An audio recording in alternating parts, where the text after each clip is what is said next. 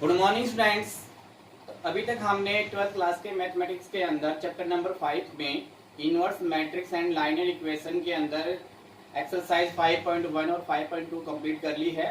और आज हमारे पास एक्सरसाइज 5 यानी विधि प्रश्नावली है, जिसके प्रथम 5 क्वेश्चन बोर्ड पे लिखे हुए हैं और जो बिल्कुल ही आसान क्वेश्चन हैं और वो आप आसानी से ज्ञात कर सकते हो।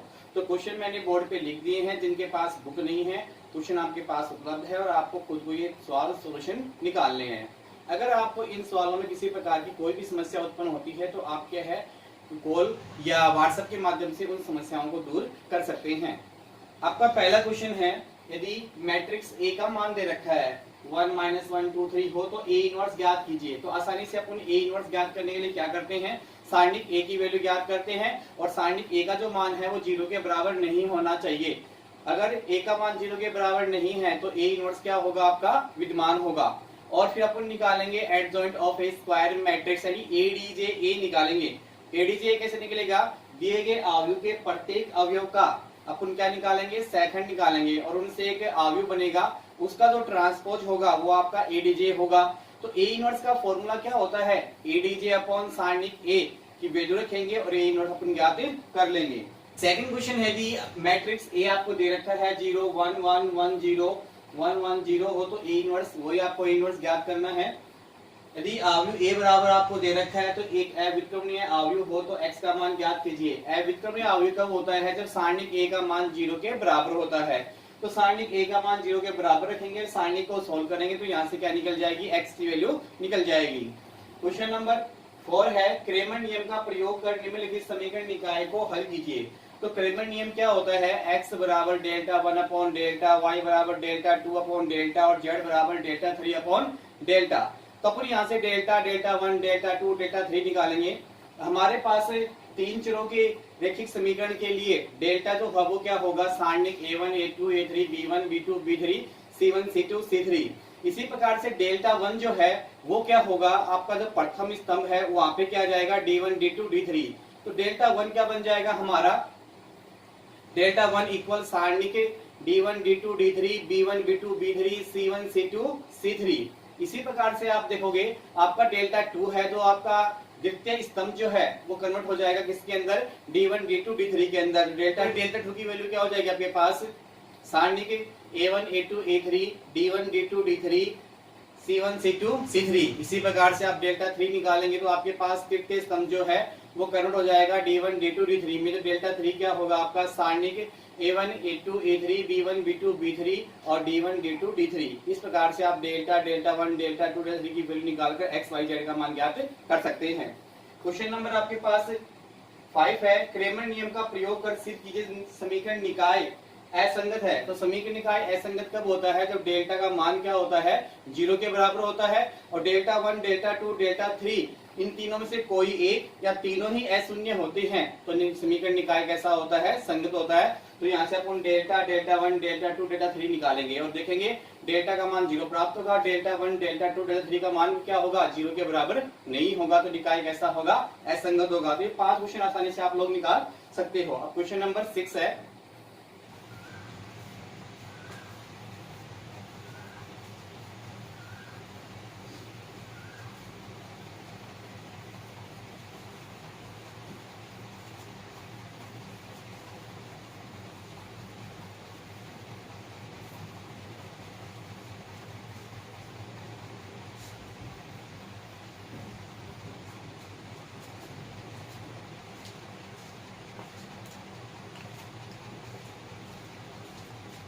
क्वेश्चन नंबर 6 का आपका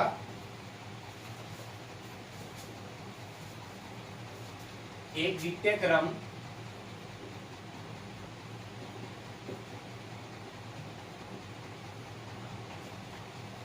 का अवयव ए ज्ञात कीजिए जहां a इंटू मैट्रिक्स 1 - 2 1 4 इक्वल 6 0 0 6 ये आपको दिया गया है। तो यहाँ से आपको क्या करना है, आपको ए की वैल्यू याद करनी है और ए जो है हमारा क्या है, द्वितीय क्रम का मैट्रिक्स होगा। तो आप इस अवयव को मान लेते हैं, ये अवयव आपका क्या बन जाएगा, इकाई मैट्रिक्स बन जाएगा। इसमें आप 6 कॉमन लोगे तो क्या बनेगा 1 0 0 1, 6 12 से क्या बन जाएगा 6i। और ये आपके पास ज्ञात राशि है a और इसको आप क्या मान लेते हैं, b मान लेते हैं। तो लेट मैट्रिक्स b क्या बन गया हमारे पास 1 -2 1 4। तो आप देखो मान रखोगे यहाँ से a b इक्वल 6 आपने कॉमन ले लिया तो अंदर क्या बच गया 1 0 0 1। अब ये क्या बन जाएगा 6i ए बी बराबर 6i। अब यहाँ पे क्या करना है अपने को, मान क्या ज्ञात करना है, a का मान क्या, तो b को यहाँ से हटाना पड़ेगा और b हटाने के लिए क्या करना पड़ेगा, दोनों पक्षों को b इनवर्स से गुणा करने पर, दोनों पक्षों को b इनवर्स से गुणा करने पर तो क्या प्राप्त होगा यहाँ से a inverse a b inverse dot b equal 6 b inverse i। तो यहाँ से आप देखोगे b इनवर्स डॉट b क्या बन जाता है हमारा, ओनली फॉर क्या बन जाता है i, a i इक्वल और i से तो क्या बनेगा ये 6b इनवर्स। यहाँ से आप देखोगे a i को इंचू करने पे क्या आ जाएगा, a ही आ जाएगा। तो a बराबर हमारा क्या हो गया 6b इनवर्स। क्योंकि आप जानते हो b inverse dot b equal क्या होता है i और 6b इनवर्स i इक्वल क्या होगा 6b इनवर्स। किसी भी अवयव को i से इंटू करने पर वही अवयव हमें प्राप्त होता है। अब आपके पास संबंध क्या बन गया, a बराबर 6b इनवर्स आपने को ज्ञात करना है। उसके लिए अपने को b इनवर्स ज्ञात करना होगा और b यहाँ पे द्वितीय क्रम का क्या है, मैट्रिक्स है। तो अपन द्वितीय क्रम के अवयव का ADJ आसानी से ज्ञात कर सकते हैं। उसके लिए क्या करना पड़ता है हमें, अगले खंड के अवयवों को एक्सचेंज करेंगे और पिछले खंड के अवयवों को क्या करेंगे, चिन्ह परिवर्तित करेंगे। तो यहाँ से अपन ADJ निकालते हैं, ADJ आसान सा मेथड होगा। आप देखोगे यहाँ से इन दोनों को ADJ के लिए इन दोनों को क्या करना है, अपने को एक्सचेंज करना है। तो 4 1 और इन दोनों के चिन्ह परिवर्तित करने हैं। तो माइनस का 2 तो किसका हो जाएगा, प्लस का 2 और प्लस का 1 है तो क्या हो जाएगा माइनस का 1। आपको निकालना है यहाँ पे क्या है b इनवर्स। तो b इनवर्स क्या होता है ADJ b अपॉन सारणिक b। तो ये निकालने के लिए आपको क्या निकालना पड़ेगा, सारणिक b की वैल्यू और ज्ञात करनी पड़ेगी। तो सारणिक b की वैल्यू देखोगे आप लोग, चूंकि यहाँ से सारणिक b बराबर आपके पास कितना होगा 1 -2 1 4 इक्वल 4 इंटू 1 4 माइनस माइनस का 2 क्या हो जाएगा प्लस का 2 इक्वल कितना आ जाएगा आपके पास 6 आ जाएगा। 4 + 2 कितना हो जाएगा 6। तो आप देखोगे यहाँ से b इनवर्स याद करोगे, b इनवर्स इक्वल कितना होगा हमें ADJ b अपॉन सारणिक b तो 1/6 और ADJ जो b है आपका वो कितना है ADJ b 4 2 -1 और 1। तो यहाँ से आपको क्या पास क्या हो गया b इनवर्स प्राप्त हो गया। ये आपने समीकरण नंबर 1 दे दिया। समीकरण नंबर 1 में मान रखोगे समीकरण नंबर 1 से। तो यहाँ से आप देखोगे a बराबर क्या प्राप्त होगा अपने को 6b इनवर्स। तो यहाँ से 6 इंटू 1/6 और b इनवर्स की वैल्यू कितनी है 4 2 -1 1। 6 से आपका 6 कैंसिल हो जाएगा तो क्या प्राप्त हो गया a की वैल्यू 4 2 -1 1। ये हमारा क्या हो गया आंसर। तो इस प्रकार से आपने क्या एक द्वितीय क्रम का मैट्रिक्स प्राप्त कर लिया। तो नहीं देखिए सबसे पहले आपको a की वैल्यू ज्ञात करनी है। तो उसमें आपके गुणांक में एक मैट्रिक्स दे रखा है तो इसको आपने b मान लिया, ये i बनता है हमारा। तो आप देखोगे आपने मैट्रिक्स बी माना है 1 - 2 1 4, ये क्या बन गया ए बी, और इसमें से आपने 6 कॉमन निकाल लिया तो क्या बन गया 1 0 0 1, ये क्या बन गया आपका 2/2 का इकाई मैट्रिक्स बन गया। तो क्या बन गया 6i। आपको वैल्यू निकालनी है ए की, तो किससे गुणा करेंगे, बी इनवर्स से गुणा करेंगे, इसलिए आपको बी को हटाना है तो बी इनवर्स से गुणा करना होगा। दोनों पक्षों को बी इनवर्स से गुणा करने पर तो क्या आ गया A B inverse dot B equal 6 B inverse I.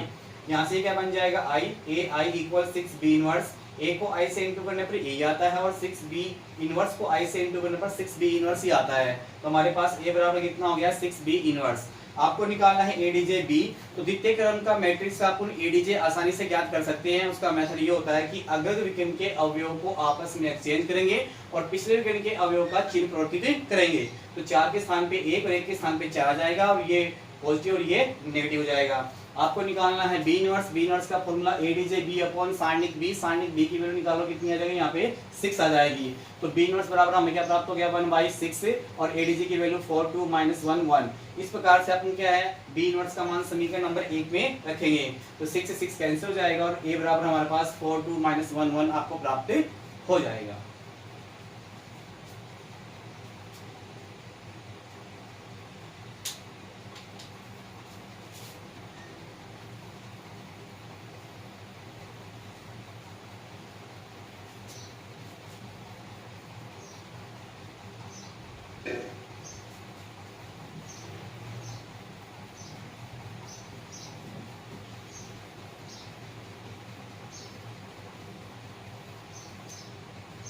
Next question है,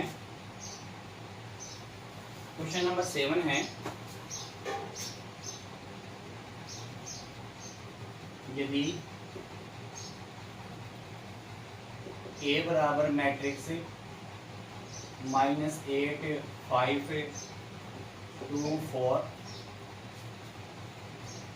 हो तो सिद्ध कीजिए कि a² + 4a - 12i = 0 तथा इसकी सहायता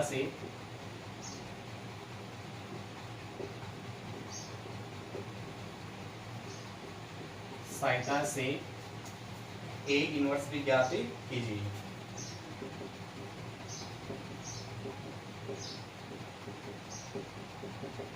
तो हमारा क्वेश्चन क्या है, यदि मैट्रिक्स A बराबर -8 5 2 4 हो तो सिद्ध कीजिए कि a² + 4a - 42i इक्वल क्या है 0। तो आपको प्रूव क्या करना है इसके अंदर, prove that a² + 4a - 42i = 0। आप इसका लेफ्ट हैंड साइड लेंगे तो a² + 4a - 42i, यहाँ से a² का मतलब आप जानते हो a × a, तो क्या होगा -8 5 2 4 इंटू -8 5 2 4 प्लस 4a -8 5 2 4 -42i, जहाँ पे i क्या होगा 2/2 का इकाई मैट्रिक्स होगा। तो क्या हो गया 1 0 0 1। सोल्व करेंगे इसको। यहाँ पे फिर क्या करना है, पंक्ति को स्तंभ से -8 गुणा -8 प्लस के 64 5 गुणा 2 तो 5 दूनी 10। पहली पंक्ति पहला स्तंभ -8 गुणा 5 तो माइनस के 40 और 5 गुणा 4 कितना आ गया 20। द्वितीय पंक्ति करेंगे -8 दूनी 16 और 4 दूनी 8। फिर सेकंड से करोगे तो 5 दूनी 10 और 4 चौके 16। 4 से इंटू कर दोगे अंदर तो क्या प्राप्त होगा अपने को -8 चौक 32 5 चौक 20 4 दूनी 8 और 4 चौके 16। -42 से चला जाएगा तो 42 0 0 और 42। इसको सोल्व करेंगे। यहाँ से आप देखोगे ये कितना हो गया अपने पास 74 -20 -8 और 26 प्लस -32 28 और 16 -42 0 0 42। संगत अवयव को योग करेंगे, जोड़ेंगे तो क्या प्राप्त होगा हमें 74, ये माइनस के 32 और ये अपने पास माइनस के 42, फिर माइनस के 20 प्लस के 20 प्लस 0 माइनस के 8 प्लस के 8 प्लस 0 प्लस 26 प्लस 16 माइनस 20। तो आप देखो यहाँ से अपने पास क्या प्राप्त हो जाएगा 0 0 0 0, यानी अपने को शून्य अवयव प्राप्त हो जाएगा। तो क्या प्राप्त हो गया 0, और वो आपका क्या है राइट हैंड साइड। तो ये आपका क्या हो गया हेंस प्रूव। इस प्रकार से आपका क्या हो गया ये सिद्ध हो गया। अब इसी के अंदर अपने को क्या निकालना है ए इनवर्स और ज्ञात करना है, किसकी सहायता से, इसी की सहायता से ज्ञात करना है। करेंगे आगे।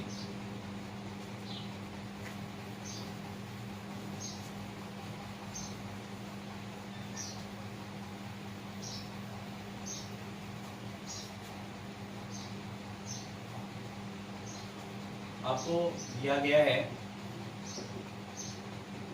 Given A square plus 4a minus 42i equal 0। सबसे पहले यहाँ पे ए नोट्स ज्ञात करने के लिए इस 42i को ट्रांसफर कर देंगे तो क्या प्राप्त होगा ए square plus 4a equal 42i। अब अपने को ए नोट्स हटाने के लिए क्या करना है, ए नोट्स निकालने के लिए तो सबसे पहले यहाँ से ए को हटाना भी होगा।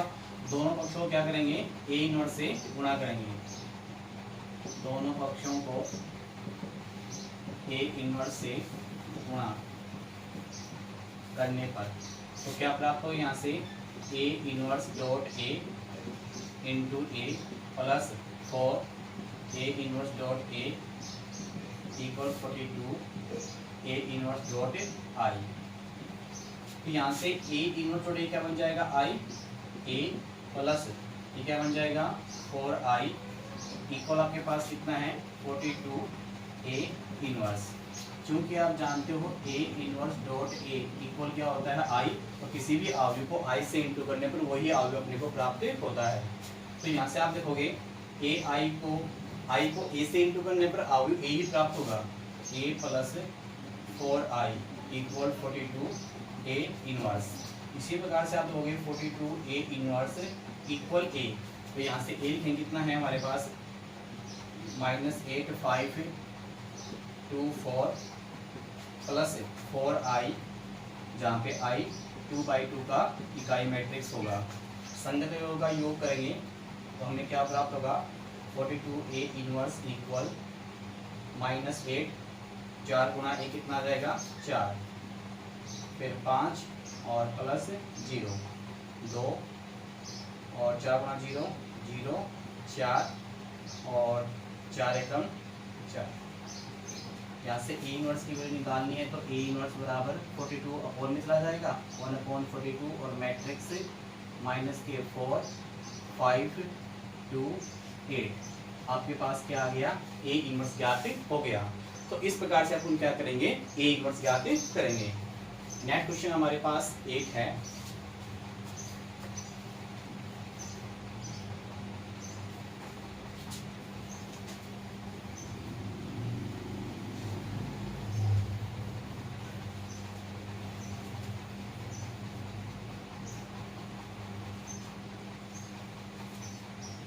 क्वेश्चन नंबर 8 है,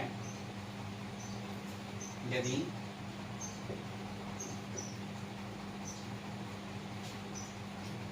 ए बराबर मैट्रिक्स 2 3 5 -2 हो तो सिद्ध कीजिए कि ए इनवर्स इक्वल 1/19 तो आसान सा क्वेश्चन है। आपको क्या करना है इसका ए इनवर्स ज्ञात करना है और ए इनवर्स ज्ञात करोगे तो आपको ये प्राप्त हो जाएगा। ए इनवर्स ज्ञात करने के लिए 2/2 का मैट्रिक्स है आपके पास, तो अपन क्या करेंगे, इन दोनों को एक्सचेंज कर लेंगे, इनका चिन्ह परिवर्तित कर लेंगे, एडीजे ज्ञात हो जाएगा, फिर ए इनवर्स ज्ञात कर लेंगे और सारणिक ए की वैल्यू निकाल लेंगे, और सारणिक ए की वैल्यू कितनी हो जाएगी यहाँ पे 19, तो आपका ये प्रूव हो जाएगा। क्वेश्चन नंबर 9 है, यदि ए बराबर मैट्रिक्स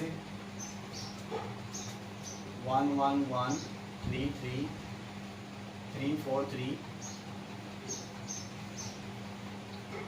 3 3 4 हो तो ए इनवर्स ज्ञात कीजिए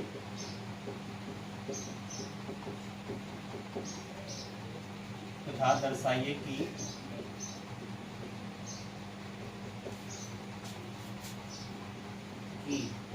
A inverse dot A equal I3। तो पहले अपने को ए इनवर्स ज्ञात करना है, तो ए इनवर्स ज्ञात करने के लिए अपन क्या करेंगे, एडीजे ए निकालेंगे। एडीजे कैसे निकलेगा, इसके प्रत्येक अवयव का सेकंड अवयव निकालेंगे, एफ आई जे इक्वल -1 की पावर आई प्लस जे इंटू ए आई जे की सहायता से, फिर उसका ट्रांसपोज निकालेंगे तो हमें एडीजे प्राप्त होगा। फिर अपने को ए इनवर्स ज्ञात करना है, तो क्या फॉर्मूला होगा, एडीजे अपॉन सारणिक ए। सबसे पहले सारणिक ए की वैल्यू निकालेंगे, तो उसका मान 0 के बराबर नहीं होगा, तभी क्या होगा, ए इनवर्स विद्यमान होगा। फिर अपने को क्या है, ए इनवर्स को ए से इंटू करेंगे, क्या करेंगे, ए इनवर्स को ए से इंटू करेंगे, तो हमें क्या बनेगा 3/3 का इकाई मैट्रिक्स, जिसको अपन क्या करेंगे I3 से इंडिकेट करेंगे, और वो आपका क्या हो जाएगा, प्रूव हो जाएगा। क्वेश्चन नंबर 10 है, यदि ए बराबर 1 2 2 2 1 2 2 2 1 हो तो सिद्ध कीजिए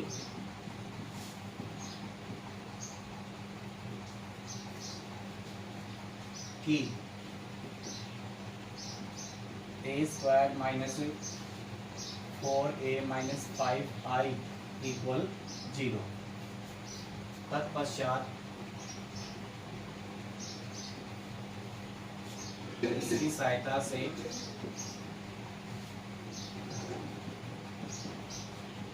ए इनवर्स भी ज्ञात कीजिए।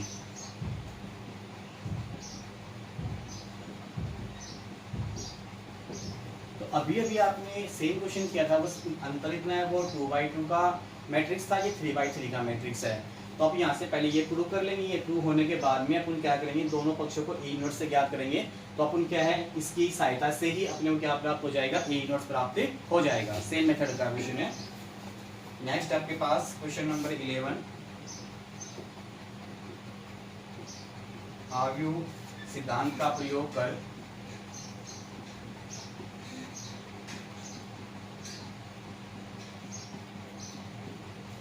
निम्नलिखित रैखिक समीकरण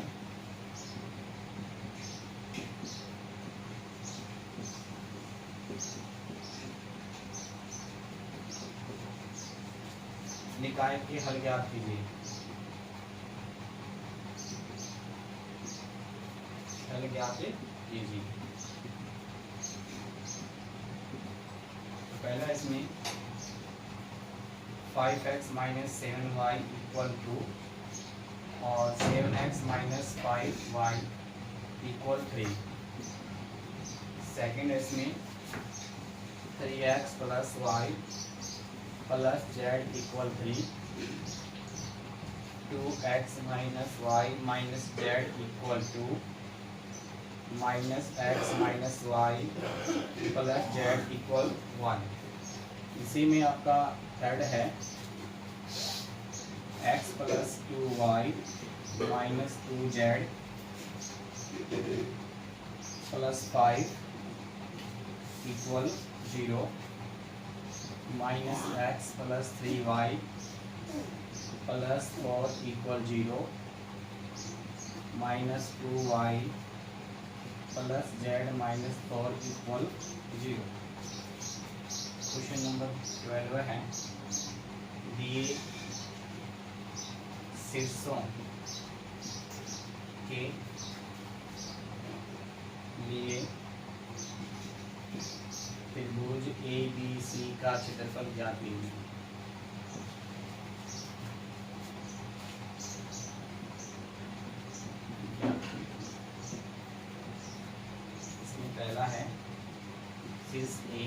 जिसके कोऑर्डिनेट हैं -3,5, बी 3,-6, सी 7,2।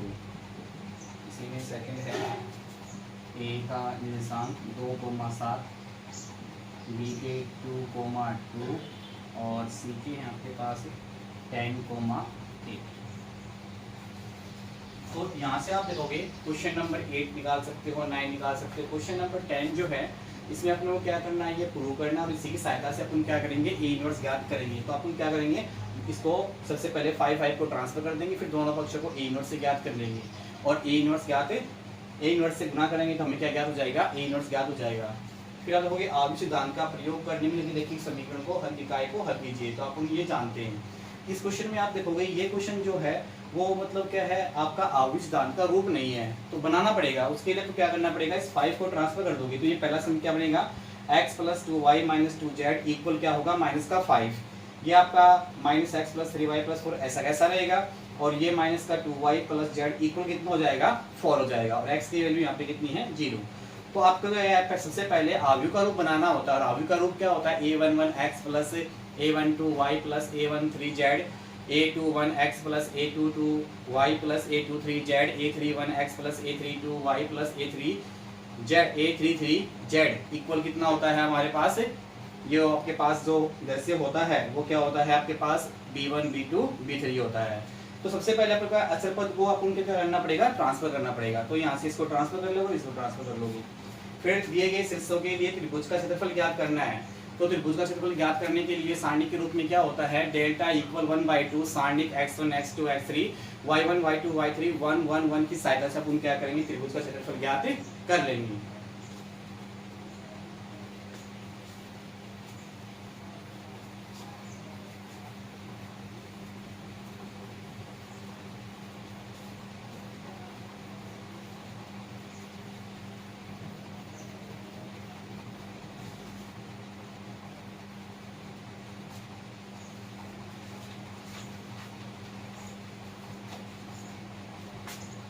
क्वेश्चन नंबर 13 है, यदि बिंदु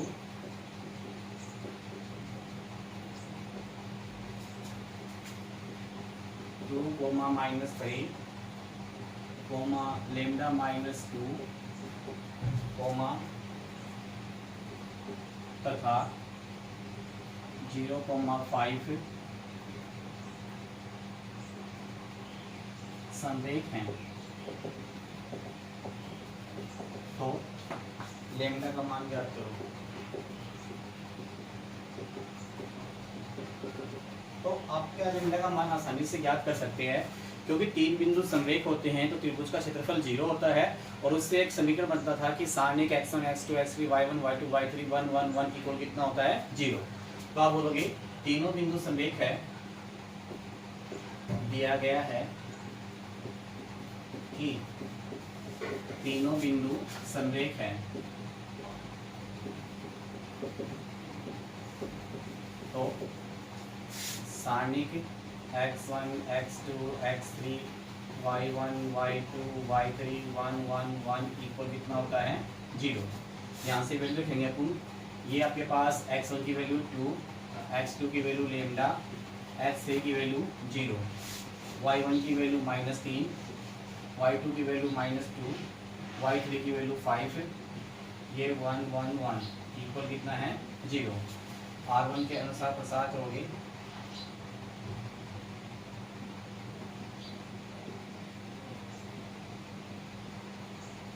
तो क्या प्राप्त होगा हमें, 2 × -2 × 1 -2, 5 × 1 -5, फिर अकॉर्डिंग क्या होता है माइनस, फिर -3, और लैम्डा × 1 लैम्डा -1 × 0 0 +1, 5 × लैम्डा 5 लैम्डा -0 × 2 क्या हो जाएगा, 0, और इक्वल क्या चल रहा है, 0। सोल्व करेंगे यहाँ से, -2 -5 -7 -7 × 2 -14, और -3 लैम्डा +5 लैम्डा इक्वल 0। तो यहाँ से 8 लैम्डा और माइनस के 14 को ट्रांसफर कर दोगे तो क्या हो जाएगा, प्लस का 14। तो यहाँ से आप लिखोगे लेमडा की वैल्यू क्या होगी, लेमडा इक्वल 14/8, 2 से डिवाइड करोगे 7/4, 7 गुनी 2 4 गुनी 8, तो यहाँ से लेमडा की वैल्यू कितनी आ गई 7/4।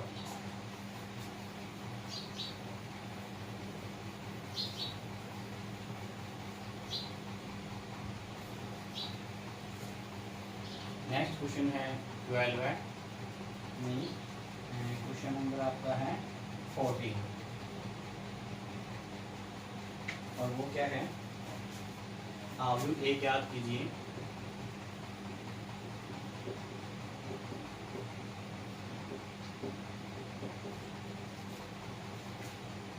जबकि आपको दे रखा है मैट्रिक्स 1 2 2 3 इंटू ए इंटू मैट्रिक्स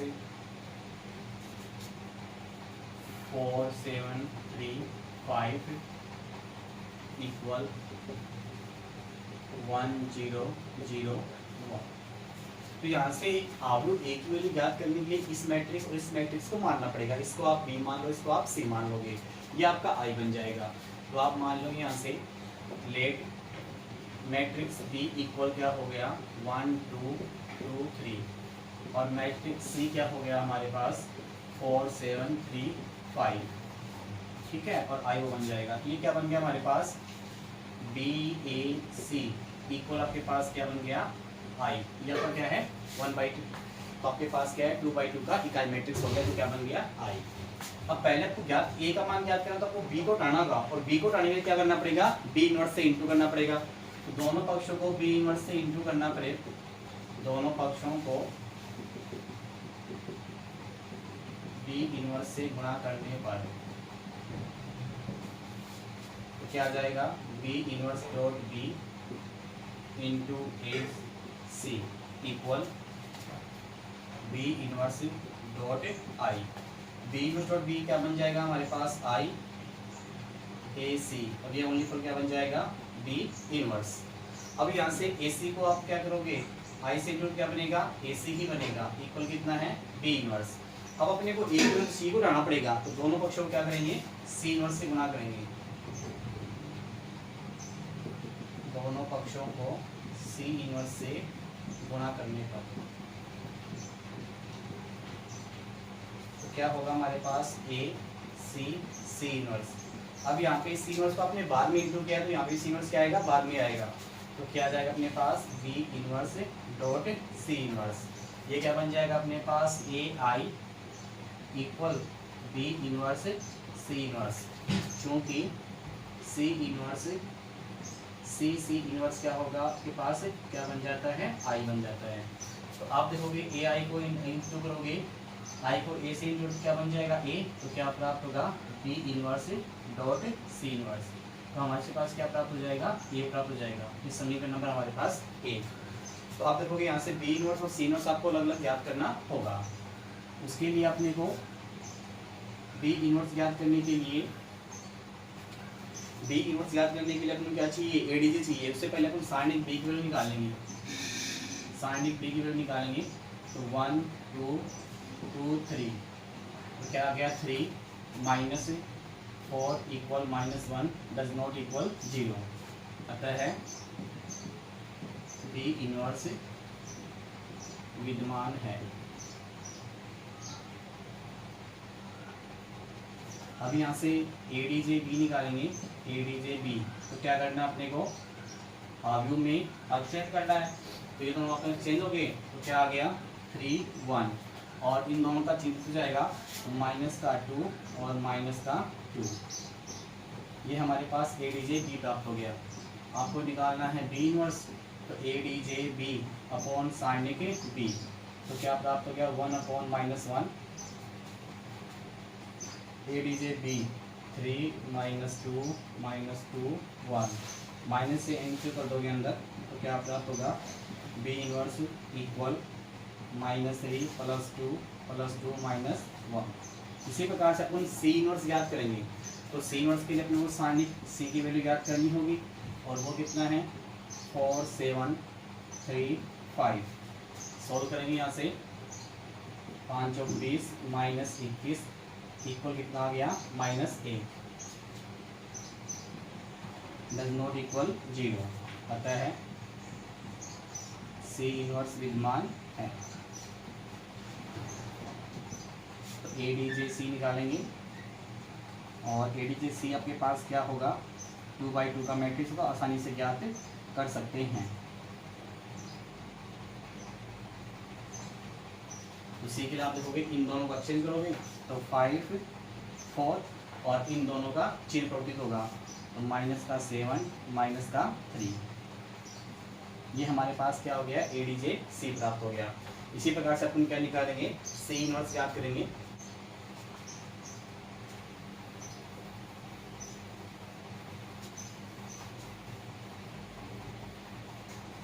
आपको क्या करना है, सी इनवर्स ज्ञात करना है।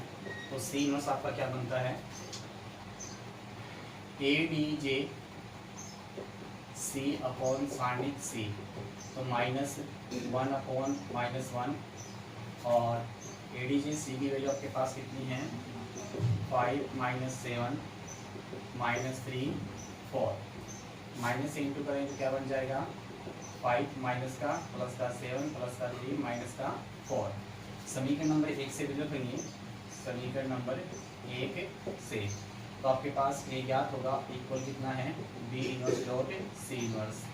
तो बी इनवर्स की वैल्यू आपके पास क्या निकाली आपने, -3 2 2 -1 इंटू सी इनवर्स -5 7 3 -4।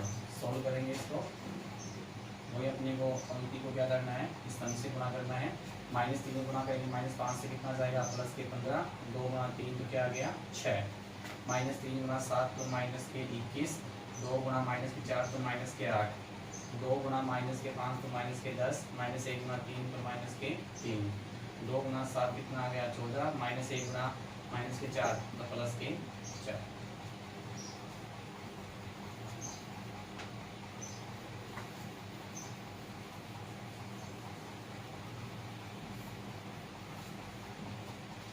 इस प्रकार से आपके पास कितना प्राप्त हो गया, 21 -29 -13 और 18।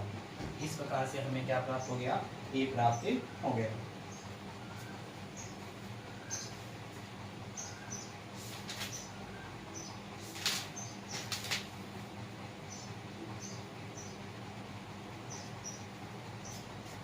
तो आप देखोगे यहाँ से आपने ए इनवर्स प्राप्त कर लिया, ए की वैल्यू ज्ञात हो गई आपको। तो इस प्रकार से जो क्वेश्चन मैंने लिखे हैं और आपको निकालने के लिए बोला गया है, तो आप उनको निकालेंगे। और किसी प्रकार की समस्या है तो नेक्स्ट टाइम आप पूछ सकते हैं। आशा करते हैं किसी प्रकार की समस्या नहीं होगी और आप कंटिन्यू इनको रेफरेंस में निकालते रहिए और इनका अध्ययन करते रहिए और फिर कॉपी में काम करते रहिए। Okay bye, thank you.